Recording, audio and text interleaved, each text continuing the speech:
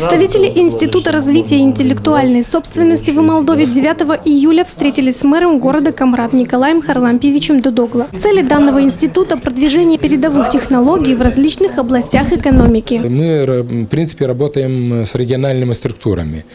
Для этого институт старается создать везде, учредить, вернее, не государственные, не коммерческие организации, потому что вы знаете, что финансирование является самой проблемной, так сказать, задачей во всех видах деятельности. В частности, на встрече обсуждался вопрос, касаемый продвижения винодельческой отрасли, на что мэр ответил. В принципе, готов поддержать любой областной вине. Я лично думаю, что здесь мы должны пойти сразу по этому пути, что найти, значит, или создать новое какое-то ООО, структуру какую-то, которая бы занялась этим.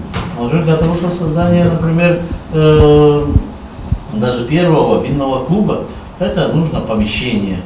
Какая общественная организация имеет помещение? При Марии сегодня помещения никому не могут выделять безвозмездно или без аренды. Институт интеллектуальной собственности также оказывает технологическую поддержку своим партнерам и занимается взыскиванием средств на реализацию своих проектов. Приоритетным направлением для них является сельское хозяйство. Для нас наиболее приоритетным направлением, если так говорить, является подъем сельского хозяйства. Ну, будем избитое выражение, то есть внедрение в сельском хозяйстве технологий, которые не требуют много человеческих ресурсов, которые экономят как природные, так и другие виды ресурсов. Инициатива представителей данного института была принята во внимание, и, по словам примара, все, что будет зависеть от примарии, будет сделано.